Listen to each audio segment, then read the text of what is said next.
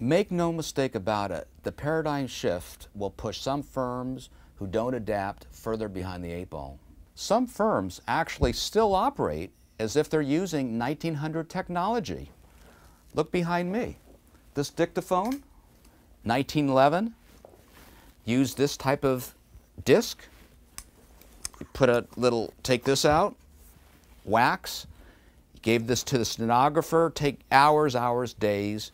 Believe it or not, a lot of law firms, they operate like they're using this technology. In short, these firms will have increased difficulty in attracting home run hitters or holding on to their future stars or even maintaining market share. The fight for talent and the fight for clients is as fierce as I've ever seen, and it will intensify. For some, it's a war. And now, some of the poachers in the past are now the poachees. Like politics, momentum enhances a firm's image. The perception of success, as well as profitability, makes it easier to attract talent, especially impact players. Law firms face increasing challenges, cold, hard, bottom line numbers. Partners today are more vulnerable, especially with rate-sensitive practice areas that are being squeezed, and I mean squeezed. The bar is raised. Business development and rainmaking skills are so very important, more important than ever. The book of business, that's the holy grail. At some firms, partners are cogs in a big machine, and while they have the title partner, have little, if any, input in the direction of the firm or important decisions, actually anything. For some, this is okay if the firm is doing well. As firms get bigger, power is centralized, decision-making more streamlined. For some, that works well. At other firms, the all-knowing, powerful, benevolent dictator makes all of the decisions. We have found it obviously advantageous to develop relationships with the law firms that have a better balance, an equilibrium between people and profits. It's those firms that walk their talk that make our job easier. There is another interesting trend which is increasingly impacting partners negatively.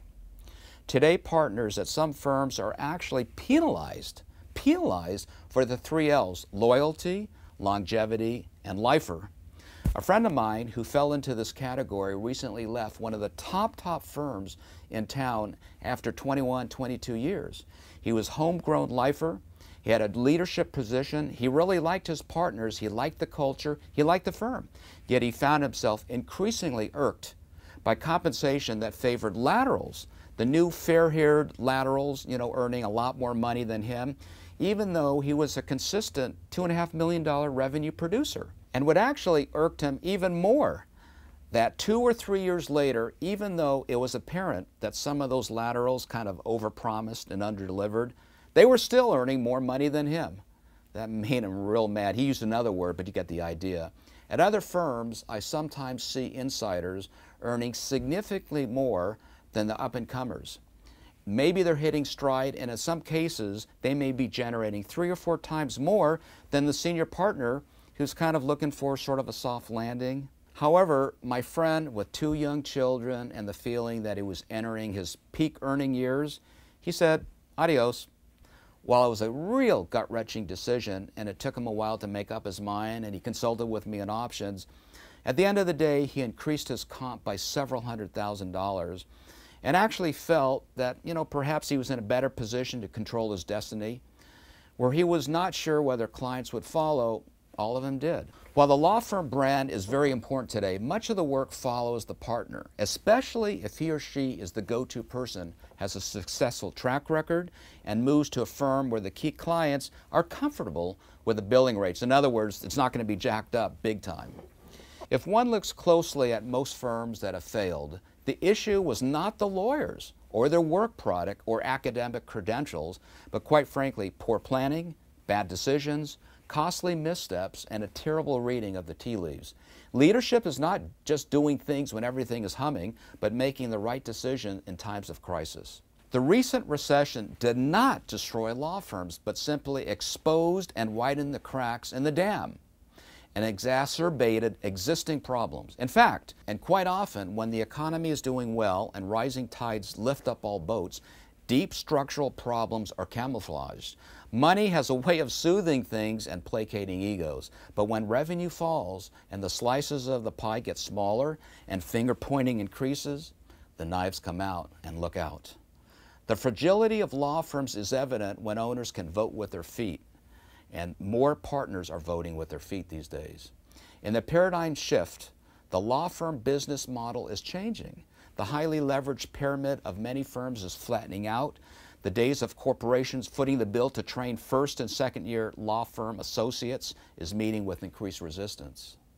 The law firm pecking order is changing, and buyers of legal services are increasingly focused on getting better bang for the buck, billing rates that make sense, and working with law firms that are more nimble, more responsive, more adaptable.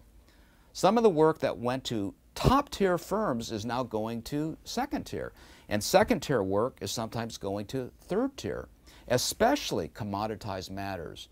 The lines are becoming blurred. Many long-term clients that gave all of their litigation work to one firm or M&A work to another, now they're shopping and paying more attention to price. A chunk of the business may fly out the window following the parting partner who was the go-to partner, even if she did not necessarily originate the client. The fight for clients, for top laterals, for their soul will intensify. I was recently quoted in the Daily Journal, I think it was on the front page, about the O'Melveny article, and this very subject was discussed. Decisions to grow strategically and geographically, what markets to enter, the acquisition of significant groups or whole law firms, mergers, the compensation and equity partner mechanism will be among the most important decisions law firms will make, and either allow them to more effectively compete, gain market share, keep their partners as they increase profitability, or flatline into obscurity.